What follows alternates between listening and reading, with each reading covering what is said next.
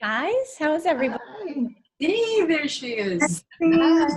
Oh my gosh, it's so exciting. So many faces. It's like a party. You sure know how to throw a party. I- We need more parties right now, right? Right. All right, terrific. So it's so great. We have like 46 people on already. We did have like 30 sign up, so we'll see. We may get some more stragglers as we go through the information. I wanted to give a few more minutes for people to log on. I know Jesse kind of told you guys, but there is a chat button at the bottom, so you can kind of chat questions as they come up throughout the presentation. At the end, we're going to save them for the end, but then we'll pull some of those questions, try to get as many answered as we can. Whatever we don't get answered, we'll use it to build the next presentation for next week. There's also a little option for you to mute yourself. So it'd be great if everybody muted themselves so we don't get any of the background noises or, you know, the dogs barking and all that kind of stuff.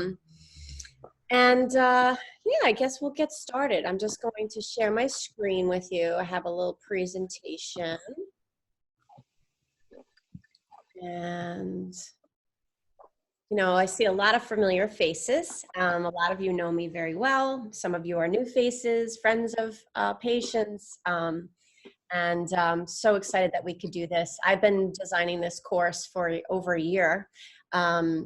The Wellness Warriors Workshop.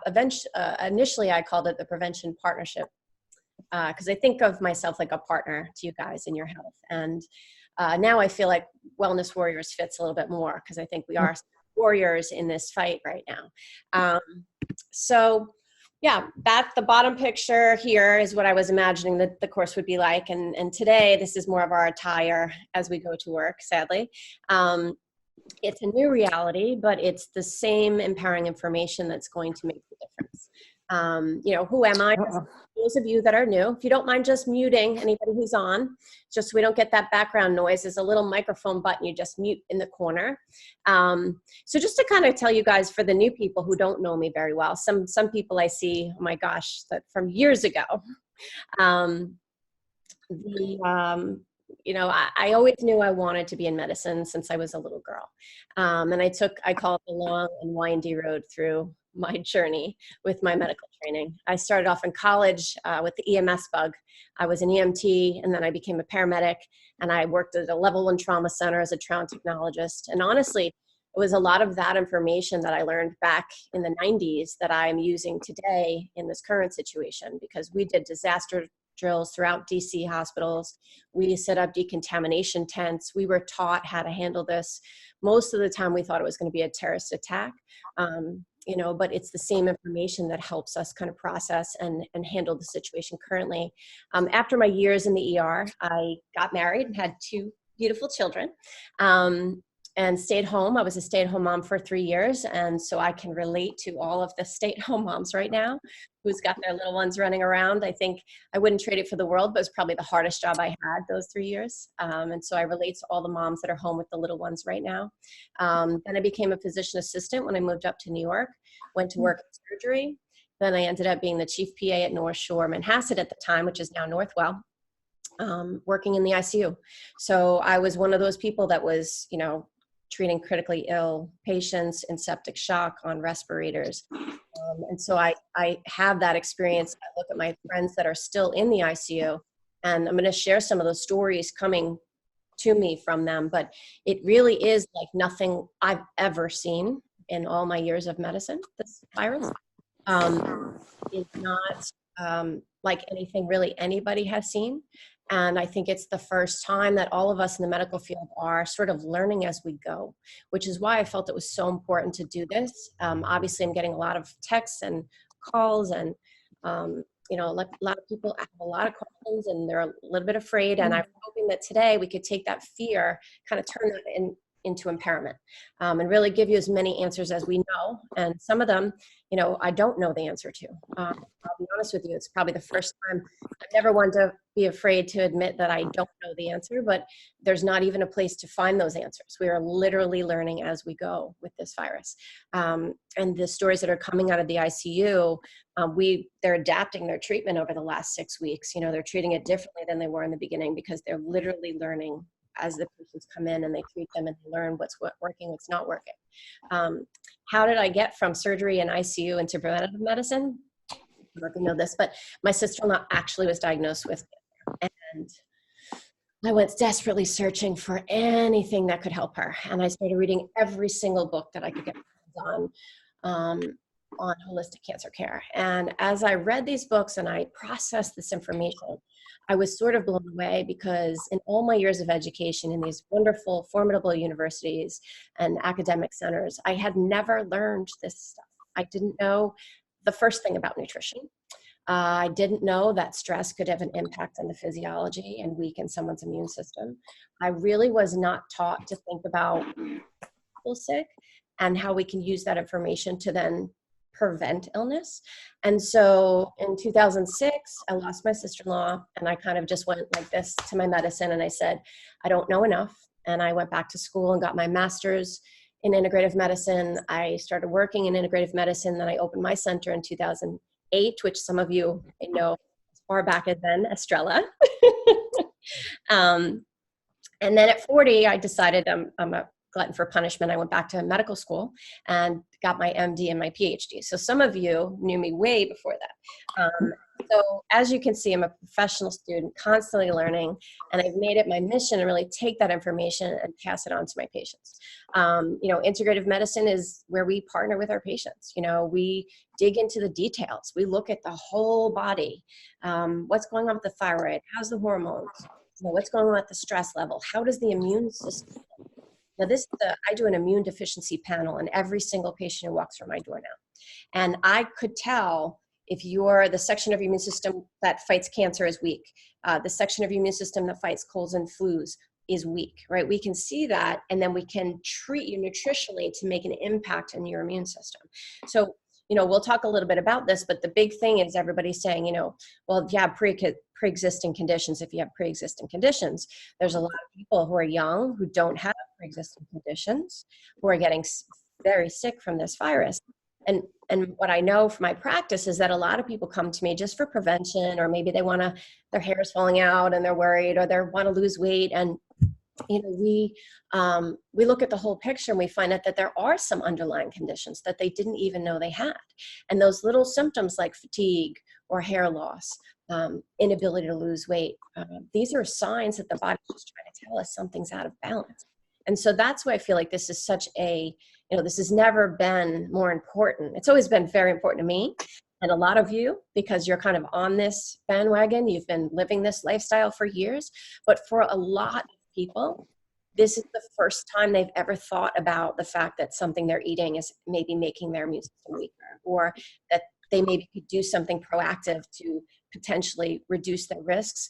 And I think that it's really important for us to get that information out to people. And I'm going to share you a little bit about my experience with our patients. This is my new attire. This is me going to work, and this is me visiting my niece and nephew to give their parents a vitamin drip.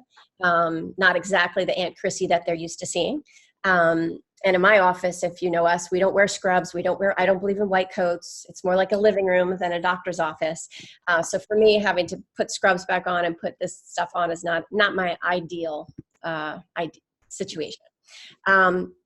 We pretty quickly translated our virtual as soon as I realized that it was more risk in bringing people together into the center, because there are asymptomatic patients. And so if you have 6 people in a room for a drip, who's to say that the person in seat A is not going to infect the whole room? So as soon as we realized the significance of this very contagious virus, we switched completely to virtual. We're doing virtual visits, all of our regular patients. We've also opened up a new virtual half-hour consult, a COVID consult for patients that are sick, that we could just get in there and tell them exactly what to do to keep them out of the hospital. We have been successfully able to keep all of our patients out of the hospital. And I probably managed about 120 people so far active with the disease. That is just so exciting. And I'll be honest, some of these patients have underlying conditions. They have been treated for cancer this year. They have diabetes. They have one of our patients was 79 years old, and got through the disease, no problem. So, you can have these underlying conditions and not be just a ticking time bomb. And I think it speaks volumes to what we're doing, which is helping people eat well, giving them the right nutritional supplementation, using things to boost the immune system. These are really having a formative impact in our patients' statistics and their health. So we're doing virtual visits. We're doing at-home visits with drips and testing. So we will go to the home to do vitamin drips if there's 3 or more people that we can get to. We're doing drive-through testing. We did, I think, 6 different drive-through tests. And 40% of the patients tested did test positive. This is a nasal swab, which I have. This is just an example picture here with me in the suit. We did all our testing out of the office, where you would just drive up in the car, roll down your window, and we would test you, because we didn't want to bring the virus into the facility. This was just us doing a demo for a picture. But it's a nasal swab. If any of you have had it done, it's pretty uncomfortable. I got to get really up in there. But it is quick, 2 seconds. We were getting our results back pretty quickly. Anywhere from 8 hours to 72 hours, we were getting our results, which was a lot better than a lot of the labs I was hearing. People were getting a week to 10 days. Down in Florida, one of my patients took 10 days to get the results, which is just crazy, because at that point, what's the point? You're probably better. I will talk a lot about testing, because I know that's probably the most popular question that I'm getting right now. In the beginning, the first week of testing, they were having us do nasal and oral swabs, both in the same container. Within a week, they changed that over to all nasal swabs. The accessibility of the nasal swab test is really everywhere now. I know Nassau County, Suffolk County, there's centers set up in a lot of high schools that you can go and get tested. So we've sort of pulled back and put our time and energy into taking care of the patients, since it is easier to get the testing done, although we do have some available. The antibody testing, I'm going to talk about a lot of my questions that people. Oops, just to have somebody's not on mute. Let's see, I'm going to mute you there. Just a little background noise. The antibody tests are coming slowly. There's a lot of questions about them. I don't know yet the value. I don't know which are the best. This is one of the things that we are kind of learning right now. There's one antibody test coming out of Hong Kong, which has been approved by the FDA, but is only been distributing right now to CLIA certified labs.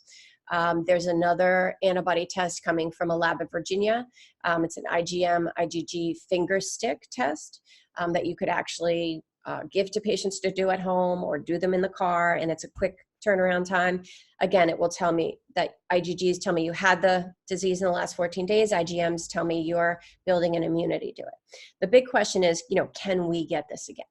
And I don't think we know the answer to that. I think we have to kind of wait and see what's happening there. I think a lot of the reports, there's been very minimal reports thus far that people getting it again. I think more in those people's cases, they're not better yet and they're getting retested, not that they got it again.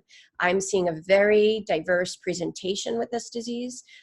It's not like your typical anything, to be honest with you. Some people are getting 0 symptoms. Young people are getting a very bizarre symptom, which is losing their sense of smell and taste. I've had patients lose it for a few days. I have one patient, it's 3 weeks later, and she still cannot taste or smell her food. It's all over the place. And these are young people. These are relatively healthy people who are doing kind of all the right things. In the beginning, if let's say the wife got diagnosed, I would tell her to isolate, from the rest of the family. But then I witnessed family after family, no matter how well they isolated, the whole family got it anyway. And I think it's because it was contagious for 5 days before that person knew they had it. And all the light switches and the faucets and the door handles. This is where it's living on metal surfaces for 2 weeks, which is really, again, not like most viruses. HIV, it hits the air, it's gone in a few minutes. Hepatitis would be one virus that we know, hepatitis C, can live on surfaces for a prolonged period of time. But for a flu, that's not usually the case. The big thing is, I'm just telling people to keep things clean. light switches, door handles, you can spray them down, but isolating from the family, they all ended up getting it. Children seem to be somewhat immune. They're getting it, but they're getting super mild symptoms. Maybe they'll get a headache, complain of a sore throat. The parents might not even notice if they didn't know that the virus was in their home. And I definitely would say, let's say the husband's a patient and he's been taking vitamin D and zinc and he's been doing all this stuff. And then the wife gets it. The wife, without doing all of that preventatively, is definitely getting worse cases. So what I would say as I'm witnessing from these patients is it's definitely making a difference. And even if I get in there and I tell those patients, get your kids on vitamin D, get them on this, get them on zinc, it's making a difference. So, it's information that I want to get out to people because, you guys can spread this word and you can help other people make a difference. The body is innately designed to heal itself. The big thing is your immune system, and you guys will laugh because I've been saying the same thing for probably 12 years, but it's like your firefighters, right? They living down in your immune systems, down in your gut, and it's your firefighters, it's your army, right? How well is your army prepared to handle the battle? That's basically what we're thinking about right here. And as you know, I got into this for a preventative cancer focus, and there's really not that much difference between the things we do to help prevent a body from developing something like cancer. And the same things are what we're going to help the immune system to fight colds and flus. I mean, you guys know I'm never been afraid of the flu. I haven't had a flu shot in 10 years. If you called me and you needed a vitamin drip, I would come into the office and give you a vitamin drip for the flu, and I would hug you when you got there.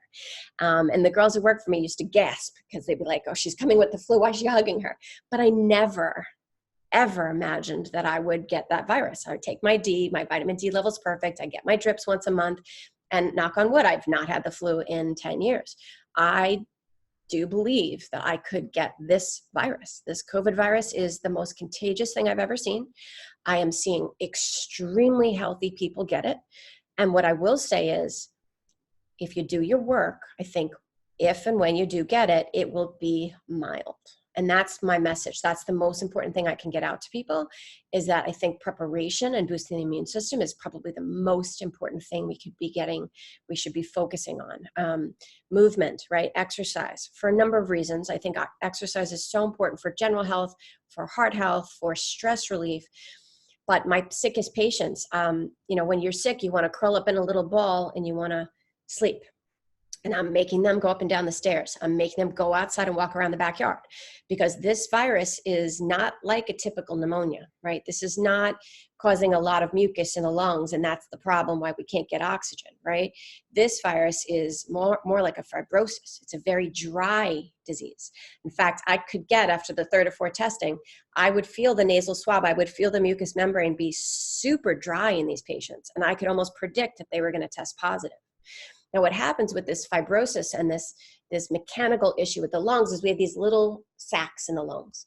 And when the lungs don't move a lot, they close off. We call that atelectasis. The little sacs at the bottom of the lungs start to close down. That's why in the hospital, if you've ever gone for surgery, they give you that little incentive spirometer, which is that little thing that you blow in and you got to make the ball go up, and they make you do it every freaking hour and nobody wants to do it.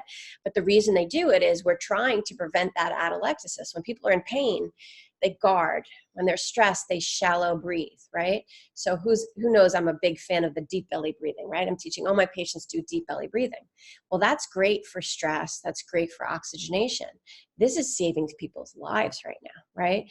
Forcing them to pop those sacs open, to walk around the backyard, to do cardio, get that lungs pumping, get that lungs working from a mechanical standpoint is very important.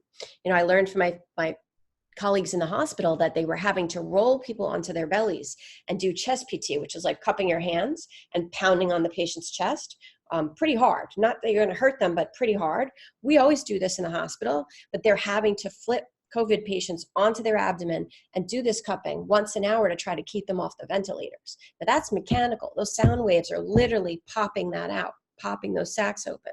So I'm teaching people to do that preventatively, right? Because if you get this virus and it doesn't go to your lungs, you're going to be fine, right?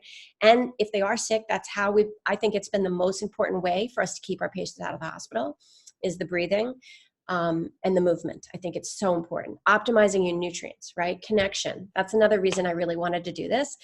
As I think always as a holistic people who are living a healthy lifestyle, you always feel a little lonely. You know, when you go to the barbecues, people kind of roll their eyes when you don't eat the bun on the hot dog and the hamburger, and you bring your green smoothie instead of having, you know, the margarita.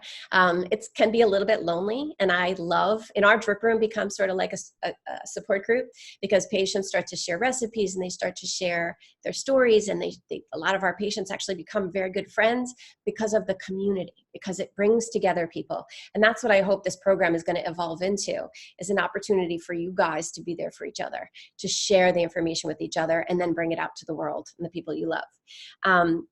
So nourishment, very important. You are what you eat. It's so important that we eat the right things right now. You know, your comfort foods for a lot of people, it's carbs, it's sugar, it's donuts, it's bagels. Those are shutting your immune system down. They are not feeding your soldiers. You know, any elite athlete, any Army soldier, they pay attention to their diet. An elite athlete knows that it matters what they eat before a race. Their body will perform better. And I think we are all sort of trying to be like soldiers right now. We need to be strong. We need to be guarded. We need to do everything we can to protect ourselves. Stress relief is very important. Happiness, you know, getting out there. I know everybody's not in New York, but the weather has just been awful. We get like one day of sun and then 4 days of cloud and rain and yuck. And, you know, and it's really important to get outside when the sun does come out and get that fresh air. And these are our weapons. You know, these are the things that are going to keep us healthy. You know, the CDC is warning that if you have hypertension, obesity, diabetes, lung disease, if you're a smoker, if you vape, we know that these conditions are putting those patients at higher risk, right? What I would say is, I think most people don't know they have underlying conditions. You know, most of my patients come in thinking they're healthy and they just want to take it to the next level. They just want to optimize their health. And then we might find something like Hashimoto's. We might find an autoimmune condition. We may find deficiencies, immune deficiencies, things that they honestly didn't know they had. And those are the patients that are going to have a tougher time with this virus, right? And so if you feel achy, moody, anxious, sad, you know, have GI distress, feel less vital, these may be signs that your body's just saying, hey, I need actual help.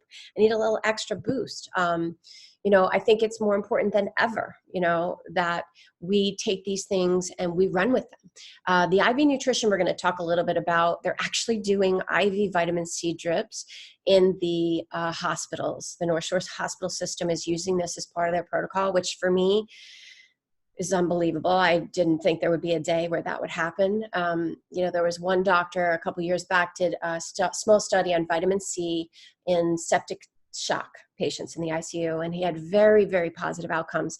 The incidence of fatality in septic shock is very high, and he was able to show statistically significant improvement in the patients that he gave the IV vitamin C. And I believe it was his study and his research that opened the door for them to feel comfortable to try this with COVID. And so that doctor is amazing. And I really hope that we start to get more of this into the hospital system, because for you guys, you know, I've been doing vitamin drips, you know, since 2006. I started giving them to my kids when they were 6 and 8 years old. You know, I believe they are such a wonderful way to boost the adrenal glands, boost the immune system, and really they're very anti-aging, which I love. You know, but they're things that in this particular situation has been like a lifesaver for people. You know, eating well, supplements, nutrients, stress relief, those are the key ingredients. You know, this is what the CDC is concerned about. Chronic lung disease, you know, heart conditions, immunocompromised. You know, as far as I'm concerned, everybody has some underlying conditions. And no matter what, you know, I had a patient who was going through cancer care, chemotherapy, and was on dialysis and was diabetic.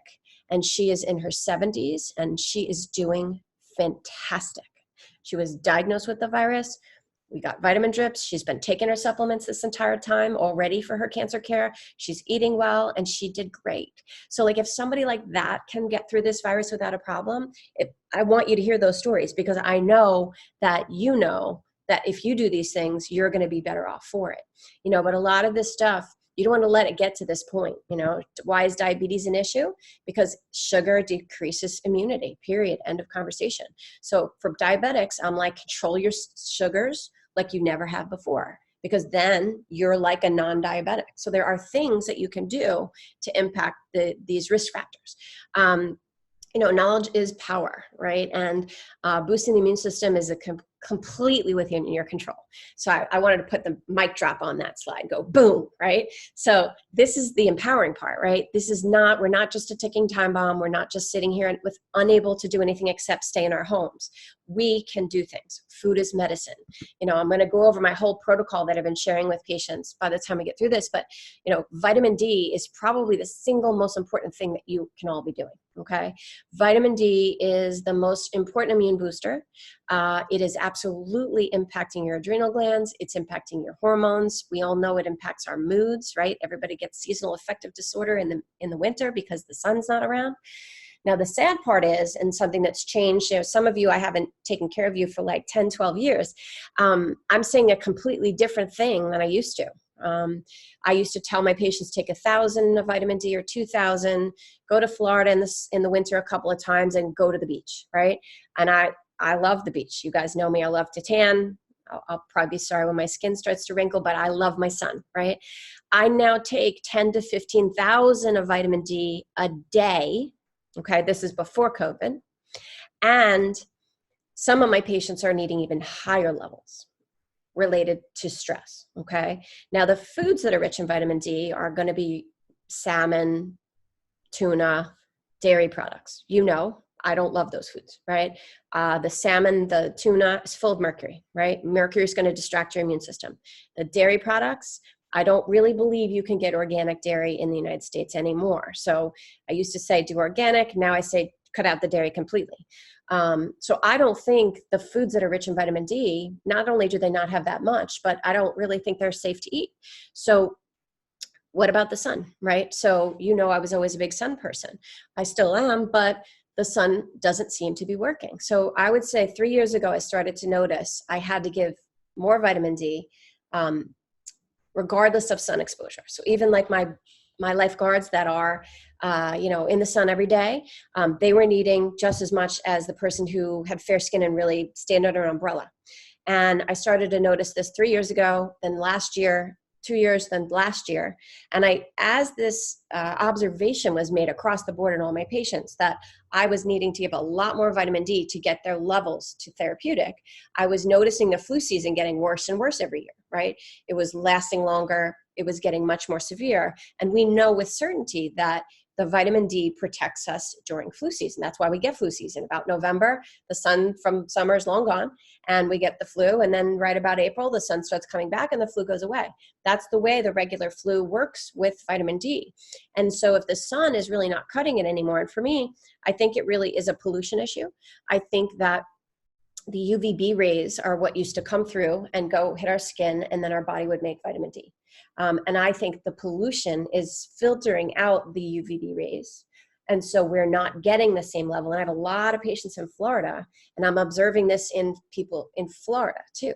So, the interesting question will be, now that we're all at our homes and the factories are closed and the cars are not being driven, is this sun issue going to change? Because the pollution is definitively improving, at least in the short term. So it'll be an interesting thing to pay attention to. And the studies are actually starting to come out about vitamin D and the impact that it's having on the COVID patients. And without a doubt, it's showing to be protective. So this was a study where, I can't see because you guys are in the way here, but they basically showed that the 86% of all the cases among patients with normal vitamin D, the COVID symptoms were mild, whereas 73% of the cases that were severe or critical, 73% of them had vitamin D deficiency. The sad part, and the slide at the bottom shows the small part of the people that had healthy levels of vitamin D. So the problem is people are walking around. This is, I think, one of these pre-existing conditions that people have no idea they have. If your vitamin D is 15, I've had people come in this office this year and their vitamin D was 5. If you're walking around with a vitamin D that's very low and you get the virus, that alone puts you at higher risk for a more severe case. So just by taking enough vitamin D, and I usually caution patients because vitamin D is a fat-soluble vitamin. And, we know that vitamin D is protective in the flu.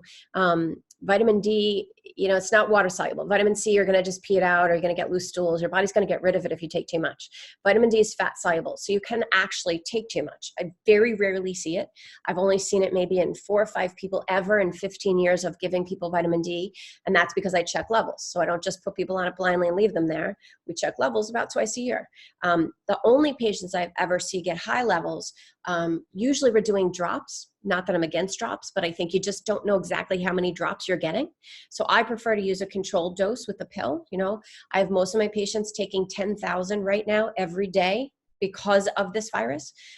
Most people can definitely safely take 5,000 without any concern. I just don't find 5,000 to be enough in most patients, definitely this year. Deficient, I believe in this range is different than the normal lab.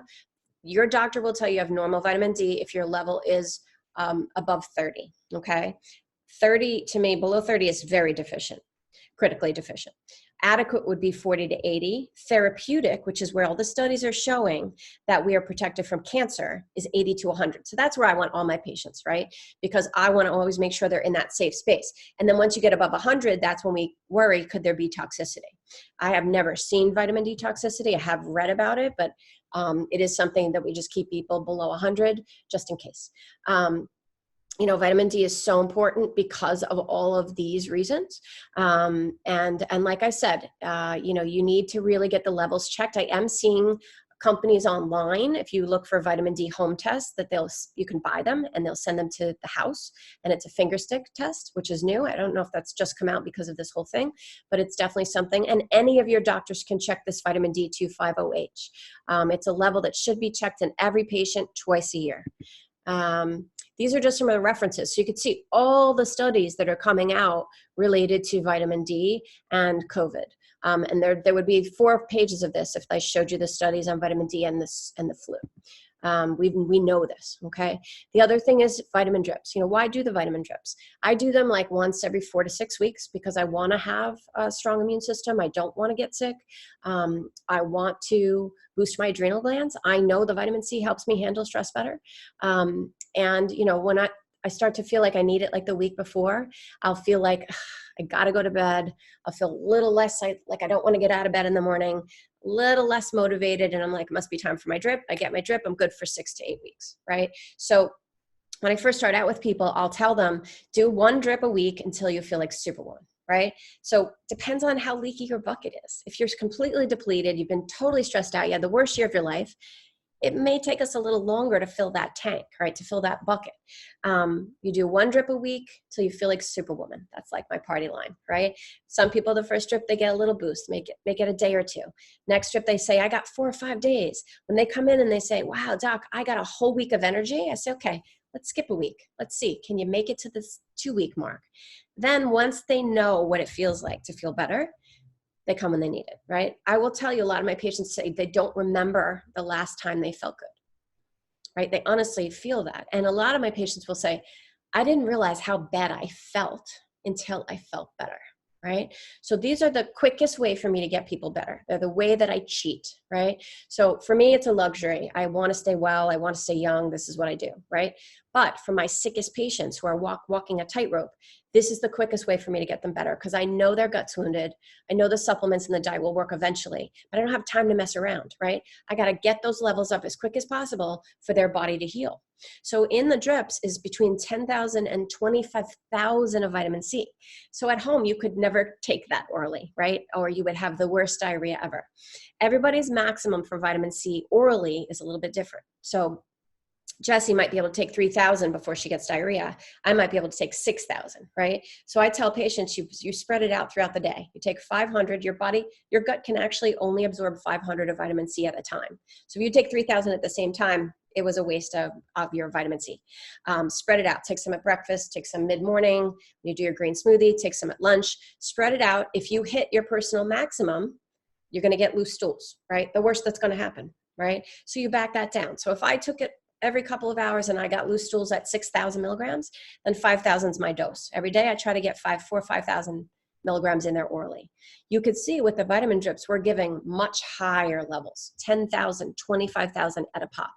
And we give B complex, we give B12, we give magnesium, zinc, selenium, glutathione. These are the things that are boosting the immune system. They're getting the levels up quickly. Your body's going to take what it needs, and then it's going to get rid of the rest. You're going to pee it out. So this is the quickest way for me to get people better. It's obviously great to hydrate people that are sick, right? So what I'm seeing the benefit in the sick patients and the COVID patients is the vitamin C is boosting their immune system. We're giving them, they're tanking up their levels so they have the energy to get up and down the stairs or walk around the backyard, keep those lungs open, right? And I tell them, focus on keeping the lungs open. You focus on keeping that virus out of your lungs. It's the number one priority. Hydration, if you have these high fevers, you want to hydrate these patients, right? Boosting their adrenal glands. They're going through the battle of their lives. And I'm getting chills right now saying this to you, but I can't tell you when the patients tell me, like the truth of it pierces my soul. These patients feel like they're going through the battle of their lives, right? So they need all the help they can get. And boosting their adrenal glands is helping them fight the stress of the battle, right? And then optimize them as quick as possible. So this is Northwell's protocol, right? Yes, they're giving vitamin C IVs. They're giving 1.5, 1,500 milligrams every 6 hours. That's nowhere near the amount we're giving, right? So we're giving 10 to 25,000 of vitamin C. I wish we could get them to raise the levels because it would do better. It would make a bigger impact in the patient's critical state. They're also throwing the kitchen sink at these patients because they don't know what's working, right? So if you throw 6 different things at a patient and they get better, you know, I always say to you guys, I want to go slow. I want to do one thing at a time because I want to know what worked, right? We're not sure what works. We're not sure what's making things worse. We're not sure. That's why my goal is keeping you out of the hospital. I don't want you in the hospital. That's the number one goal. Keeping people out of the hospital is the main objective. You know, this is a picture of one of our drip parties. We had just started in Delamar Salon and Spa, which is in Belmore. And it was amazing because we got to set up these little drip stations and we could do like 20 drips at a time, which is just, you know, my dream come true. But it was like a party, like everybody was sharing recipes and we had little mocktails. And it was just like a really great, fun experience for patients. And luckily we got to give a lot of drips in the 3 months before this all hit. We were able to give more drips than we ever have, which I'm so grateful for that opportunity because I think we prepared a lot of patients for this virus. So your D, your C, your zinc. I'm going to share my whole protocol with you guys at the end. And Jesse's going to drop the link in to the chat so you guys can cut and paste that and you'll have it. But, you know, there's a lot of things that you can do to boost your immune system. Most of you know I'm sort of a brand snob. I have very specific brands that I like to work with. I'm very skeptical of the supplement industry. I think it's like the Wild West. There's a lot of crap out there. There's a lot of supplements that are literally completely useless. I routinely get patients who come in every year that have like a whole shopping bag and they line up their 30 bottles. And then we look at their vitamin levels and I get to unfortunately show them that they were spending $300 a month, but they were literally absorbing nothing. And that's a very disenchanting piece of information. But I do feel there's a lot of issues in the supplement industry because it isn't regulated. So there are specific brands that I trust, that I know are not contaminated, that I know are not going to hurt you. Right now, we can't be as picky as we normally are because these things are selling out everywhere. I mean, it's like nothing I've ever seen before. It's like this mad dash for D and zinc and C, but you got to do the best you can with the quality that you can get. Your gut being healthy is very important. So, you know, the gut is where most of the immune system lives. So taking a good quality probiotic, being careful what you eat, trying to avoid the glutens and the dairies and the sugars. These are some of the most important things you could be doing right now, because if you have a crack in the foundation, you're at higher risk. I think this is where we're seeing these cases where they're, you know, underlying conditions weren't there, they're healthy, but I think these patients are walking around with irritable bowel, they're walking around with a leaky gut, they're walking around with nutrient deficiencies that they have no idea about. And those are the patients that are getting sick, sicker than they should have, or that people are surprised they got that sick. And these are things you can easily impact. You know, taking a good quality probiotic, eating tons of good fats, you know, olive oils, a good fish oil, cold pressed olive oils, right? Avocado oil, right? Decrease the gluten, the dairy, I think nobody should be eating gluten and dairy. I think it's big poison. But it's more important than ever that we avoid these foods right now. Green smoothies, something so easy, you could do every single day. I'll be honest with you, I've been telling my patients that I've been doing virtual consults with all week that this is like my dream come true, in that my patients have to cook. They can't eat out, right? They can't there's no cross-contamination if it's not in your house. They can't tell me they don't have time to make their smoothie or they don't have time to meditate, because we all have all the time in the world. And so for me, I've taken like the last 6 weeks and I'm like, okay, let's go to town. Let's like do this. Also just not having a routine, not being, being running and doing, and for our type A patients, having a schedule to follow, I found has been very helpful, kind of keeping us sane. Get up, do your meditation, have your morning cup of tea, put your coconut oil in your coffee, do your green smoothie, exercise for 10 minutes a couple times a week, get that heart rate, get those lungs popping open. Green smoothies are great. It's fiber, it's iron, it's folate, handful leafy greens, handful of fruit in a blender with water.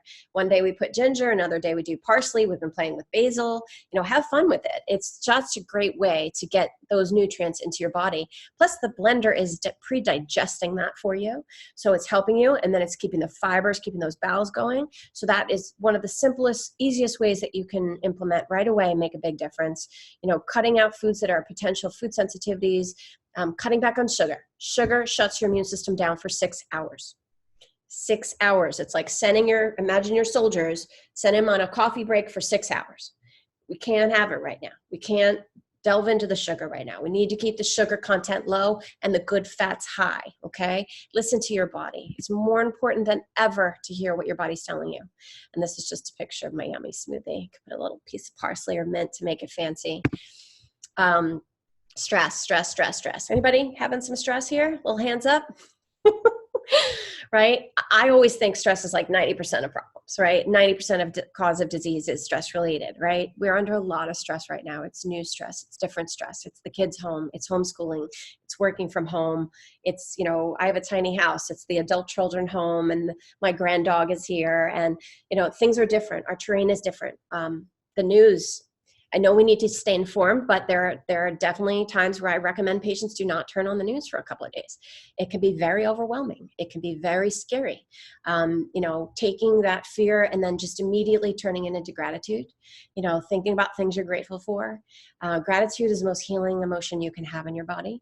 So a gratitude journal, a few minutes of thinking about the best moments you've ever had in your life, like the birth of your child or the day you got married. Meditation, download an app. Meditate, breathe. We all can't get to see Estrella right now, so we got to do things at home. We're offering online Reiki so that you can sign up and we can do it with you virtually, which is, really, really helpful.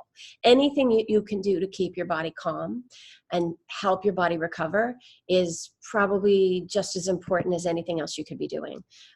Deep belly breathing, you take a deep breath, you pop open your belly, you fill your lungs to the capacity, you hold it for a few seconds, and then you exhale, right? We're popping open those lungs. A lot of things going on in those deep breaths. First of all, you're telling your immune system to relax. You're lowering your heart rate. You're lowering your blood pressure. You're sending oxygen to your cells. You're actually sending circulation to your digestive system to heal that gut. And from a mechanical standpoint, you're opening up those lungs. And encouraging patients to do this breath work 6 or 7 times a day while sick with COVID, I think has been one of the most important ways to keep it out of their chest, to keep them home and out of the hospital. So this is very important. I put Wim Hof breathing, if you guys want to Google him. He's just come on the scene, not that long, maybe a year and a half.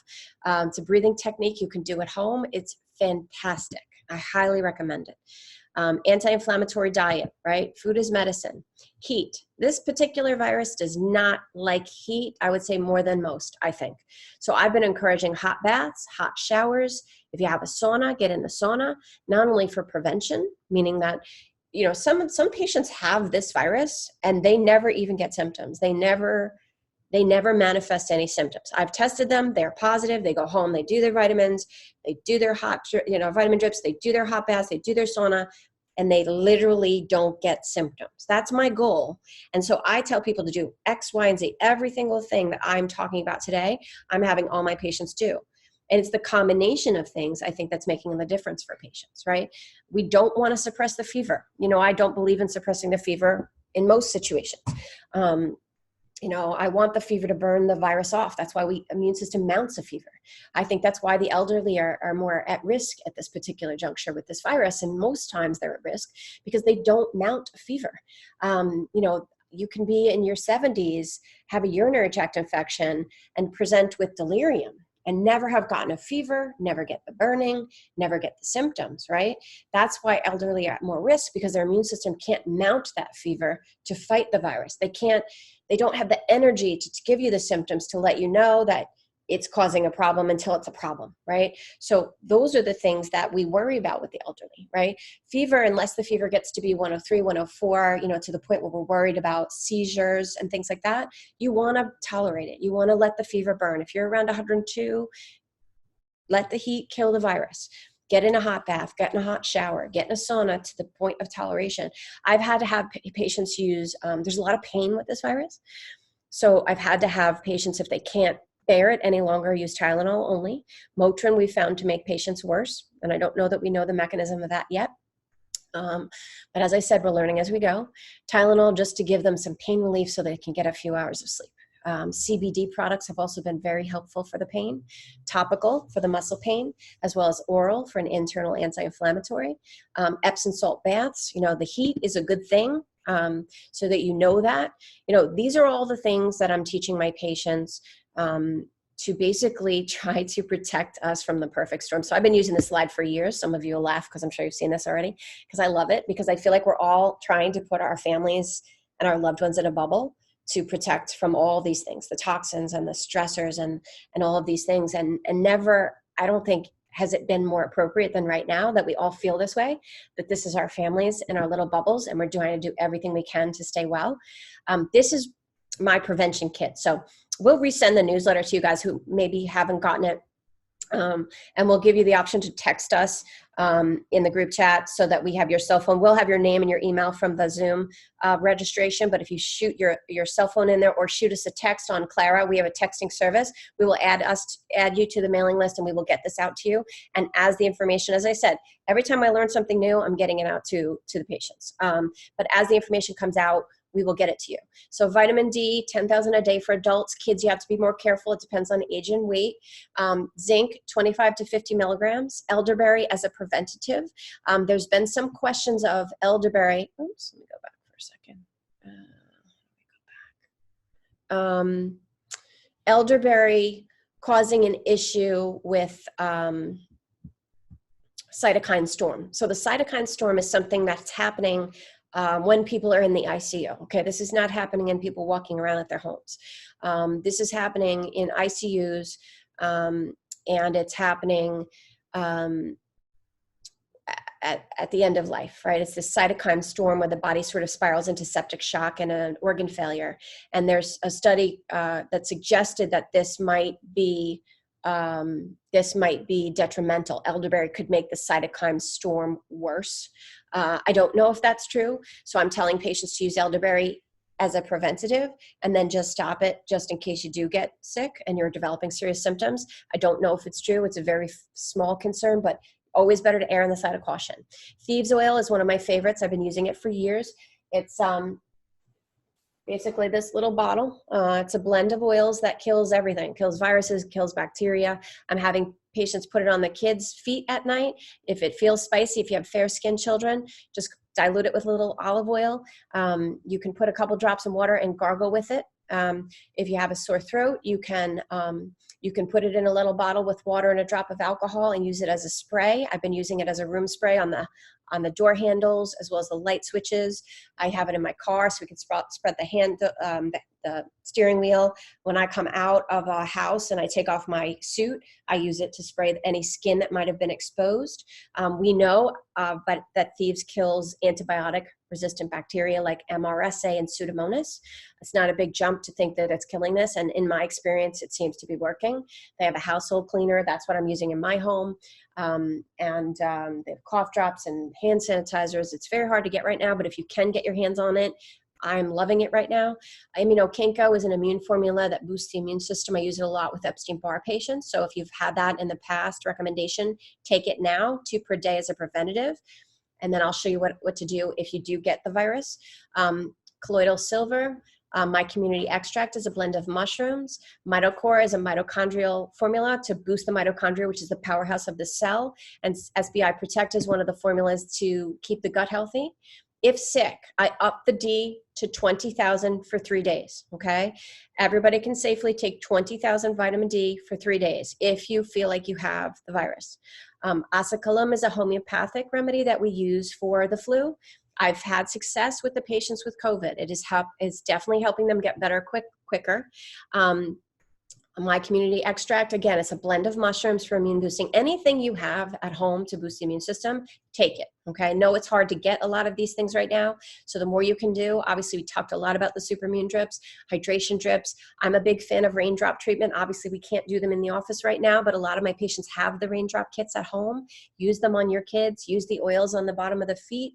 I love raindrop. The oregano on the spine is so good for boosting the immune system.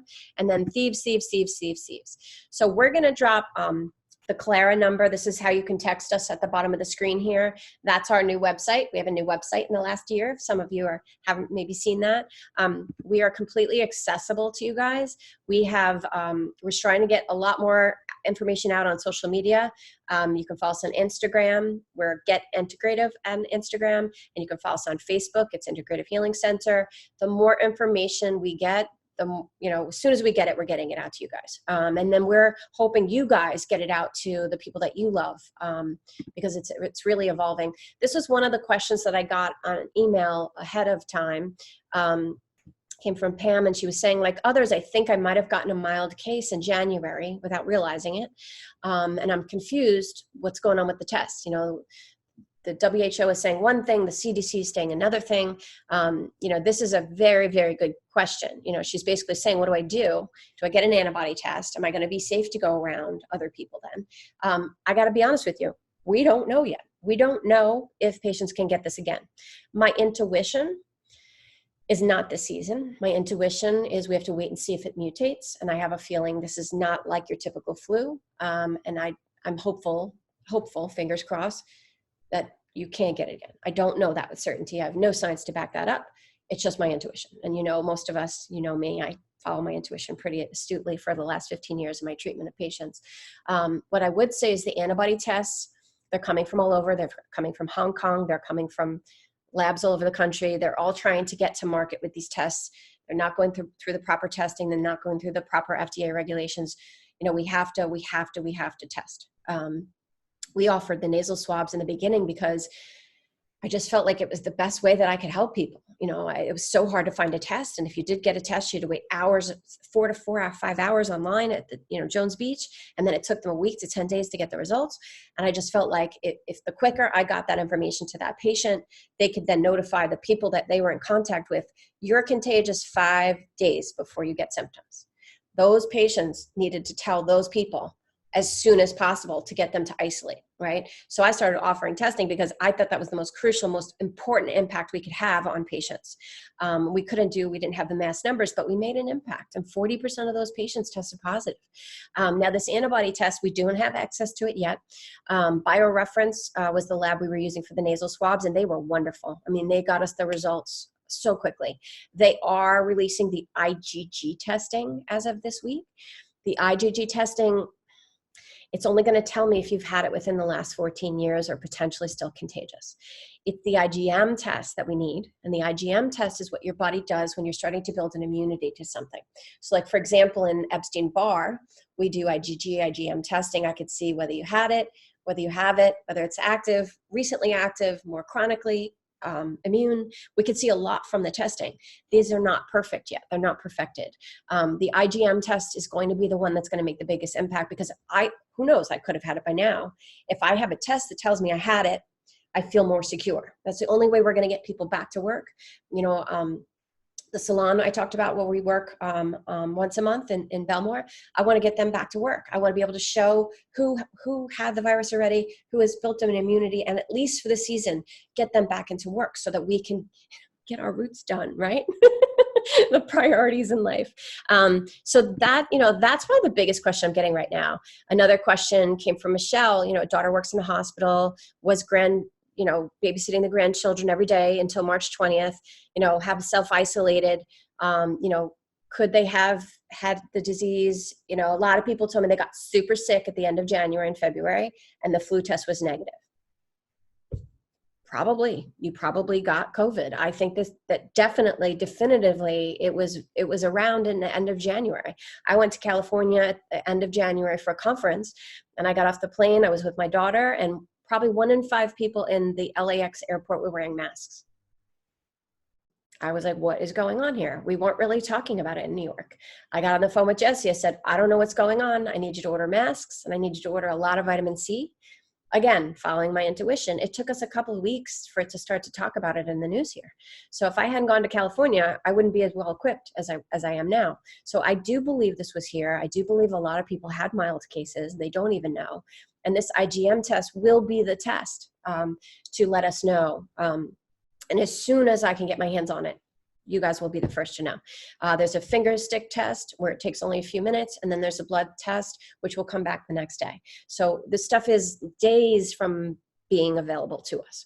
You know, there was a question about could the grandkids be carriers?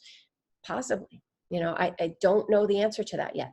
Again, if you could test the whole family, let's say your daughter had it, you test her husband and her 2 kids, and they all show IgM reactions. That means they've recovered from it, and now you can go back and be with your grandkids, most likely, right? So the other question she had, there was 10 questions, so I could only get to 2, Michelle, I apologize. But, you know, was there any concern about related to male, female? There are some reports of males getting sicker, more likely to become critically ill and on ventilators. I don't know, you know, that we know exactly, got our hands around that yet. You know, I don't think you're more likely to catch it if you're male, but I do think maybe a little bit more, maybe the men are a little less likely to be health conscious, and maybe that's why they're ending up in the ICUs. So what I'm going to do, let me see if I can get back to the chat here, is I am going to see if we have some questions. Let's see. Jesse, do you have some? Yes, Christine. Actually, throughout your presentation, everyone's been coming up with some great questions. I have a couple for the top. I think everyone may be interested in. Donata had asked about masks, the difference between the N95 versus textile. What's your best bet on the masks? Hey, Donata. I have to say hi. Donata was my au pair 25 years ago. I haven't seen you in so long. Yes, I know. Great to see you. You live in Dubai now still? I am in Dubai, yes. My goodness. So all around the world. I love it. So This time with you, though. the question was about masks? Yeah. So I think we don't know. Again, you know, I mean, definitely I don't go into a house without an N95 mask because I know that is showing to be the safest. I go in, I'm like covered from head to toe. I got the goggles. You know, the N95s are almost impossible to get here right now, as I'm sure you can imagine. You know, and now the CDC, I was saying from the beginning, everybody should be wearing masks because the droplets are the concern, right? So if you're at the store and somebody sneezes or coughs, you know, they're saying 6 feet. And I'll be honest with you, I really don't think 6 feet is enough. There was a researcher out of MIT a couple years back that showed droplets are going 23 feet when people forcefully sneeze. So covering, even with a bandana or a mask or any sort of covering, is the idea is really to protect your secretions from hitting another person. I mean, my husband's been doing most of the food shopping, but I went to Whole Foods with him 2 weeks ago, and I had to almost have a panic attack because the masks were down around their nose. The one woman had that mask hanging around her chin, and she was having a conversation with somebody like a foot away from each other. And then I'm watching people, you know, do this and then touch their phones and then touch the grocery cart. And my guy checking out my food had the mask down around his face. So that's not doing you any favors. I'll be honest with you. It seems maybe common sense, but you really do need to be covering your mask and your mouth when you're outside. The risk with the regular masks is the pocket on the sides, right? So it can get in there. I went to one home visit and the patient had a very forceful cough. And the whole time I was going, oh my goodness, I'm getting covered, so I go and I take everything off, and I thank God for my decontamination experience in the past, but I know how to take it off sterilely without touching it. Another thing, I've been going into offices, like I have a real estate firm, and I went and did a conference call with 40 of them, and I taught them just how to take their gloves off. This is like innate to me as a medical person, because I worked in an OR and I know how to take the gloves off without touching the blood. But a lot of people don't know this, so taking the gloves off, like taking them inside out, and then pulling it with the glove. These are little things that when you come out of the supermarket, consider yourself contaminated, take off the gloves, be careful with the mask, right? Don't touch the contaminated gloves to your mask, because you can't reuse your masks, and I do think any barrier is going to be beneficial. Obviously, I don't know as far as homemade masks, what the best material is. I don't know, but I think any barrier will be helpful. That's a great question. I do have one more that if we've got time for this one more. Valerie had asked a question regarding the drips. You had mentioned how we use such a high dose of vitamin C within the drip, but then it also mentioned how the body has a hard time absorbing too much. I think she had a question regarding that. Terrific. Great question. So the oral vitamin C, meaning taking it by pill, that's where you're going to have an absorption issue. Your GI tract can only absorb 500 milligrams at a time. So if you take 500 now and you take 500 at 2 p.m. and you take 500 at 4 p.m., you're going to get the most during the day. Okay, you're going to be able to get those higher milligram counts throughout the day to boost the immune system. The IV vitamin C, we don't have, excuse me, got some green smoothies stuck in my throat. We don't have that issue because it's IV. So it's going right, bypassing the gut and going right to where we need it. So what I see is the thymus is the immune gland, the adrenal glands, the white blood cells. The immune system is sucking up the vitamin C. And then your body's going to take what it needs and it's going to let go of the rest. So some of my patients will have had the experience where, they get a vitamin drip, and the first drip, like nothing comes out in the urine, right? It doesn't change color. There's no smell. It's because their body went and it held on to every bit of that vitamin drip. And then a few drips in, all of a sudden you start to smell the B vitamins, and sounds gross, but it changes color, right? It's actually a good sign. When I start to have people tell me that that's happening, that means their body wasn't so depleted anymore. And you took what you needed and you peed out some of them, right? So that's like what the body does with the IV. You take what you need and you let go of the rest. We don't have that maximum absorption issue. Now I said 10,000 to 25,000. 10,000 is a safe dose IV that I can give every patient, any patient who walks through the door. My medical patients are screened for something called G6PD deficiency. And then once I know they don't have that, it's very rare, they can get the higher levels of vitamin C in their vitamin drips. Okay, so that's what the difference in the drip room between the small bags and the big bags, just so people know. Great question. Thank you. Christine, we had a lot of questions actually on a couple of different vitamins and what the dosages would be for adults versus children. Do we want to touch on that really quick, if you don't mind? Yeah, a lot of people are looking into the vitamin C, vitamin D, and zinc to see what the dosage would be for adults and kids, and what is the bare minimum everyone has to be on every day to keep themselves safe.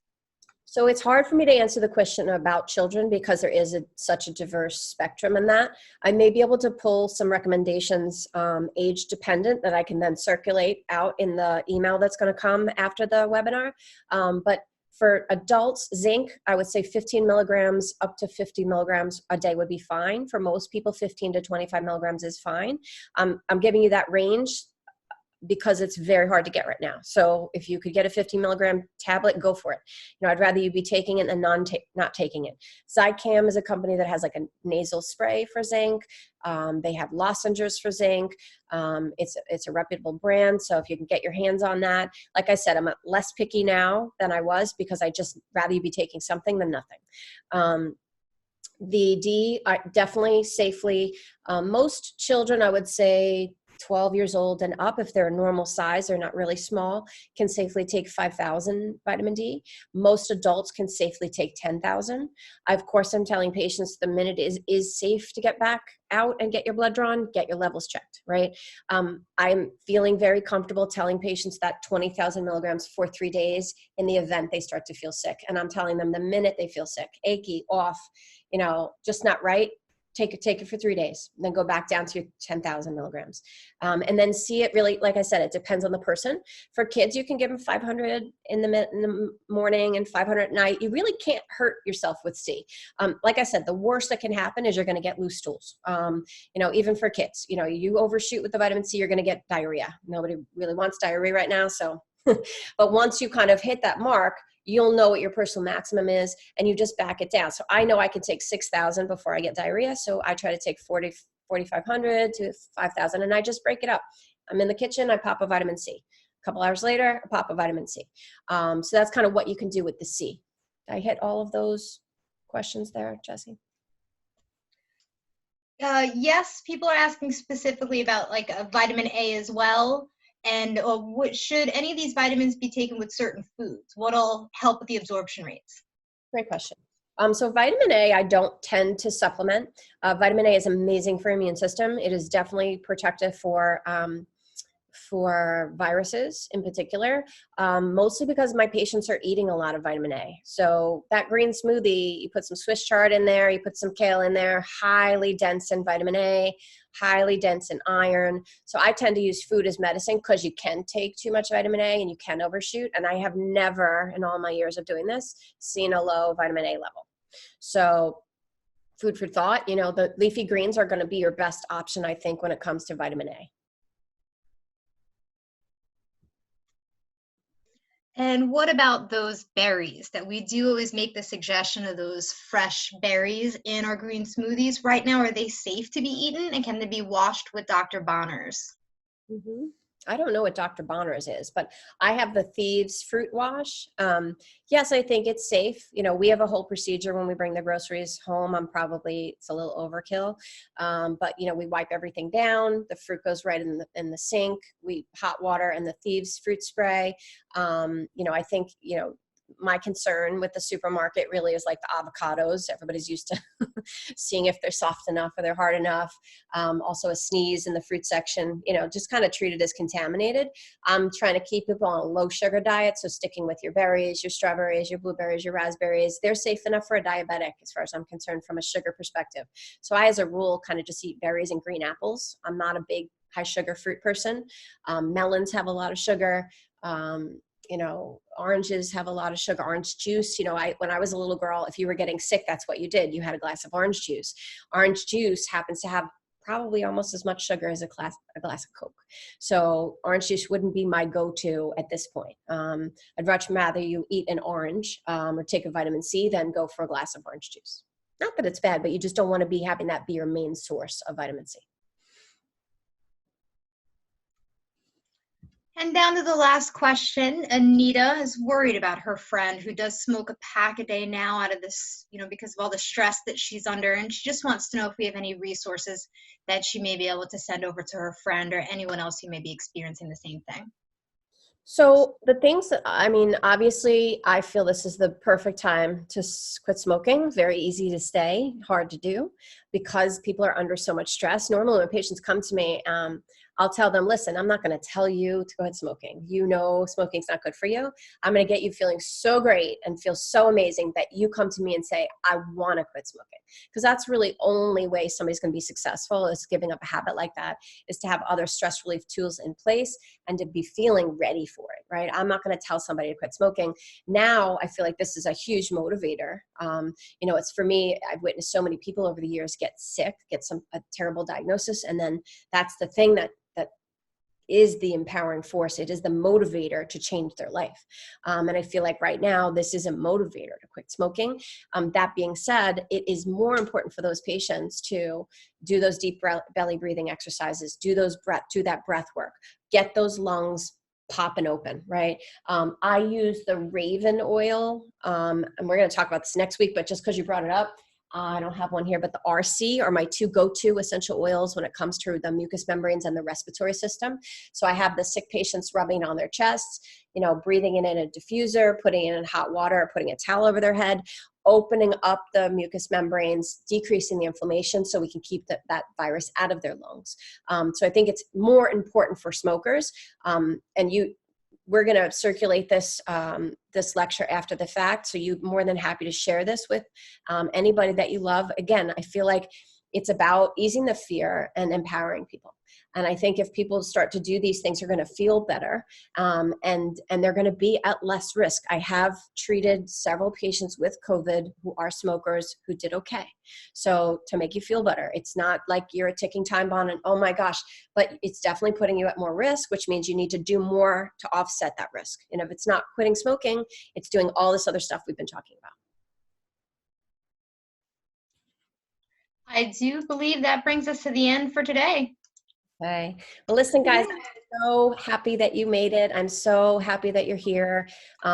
Please feel free to email us questions for the next lecture. I'll sense the need and I'll be able to answer the questions throughout the lecture. Next week, I hope that I'm going to have a lot more information on the testing. And obviously, the minute we're able to do the testing, I will certainly send that out to the list. We've been sending out Clariblasts. That's our texting service, and also the email newsletter. I'm trying to get less camera shy and get on Zoom and get on Instagram and get on Facebook and try to get this information out to people. So please keep the questions coming. They're really helpful for me and helping you. And I'm just so glad that you guys were all here today. Thank you. I just got to look at all your beautiful faces. Thank you very Thank much. you very much. Thank you. Thank you so much. Thank Thank you you. so much. Thank you. Thank you. See you next week. Hi. Thank you. Thank you so much. Thank you. Thank you. Thank you very much. Thank you.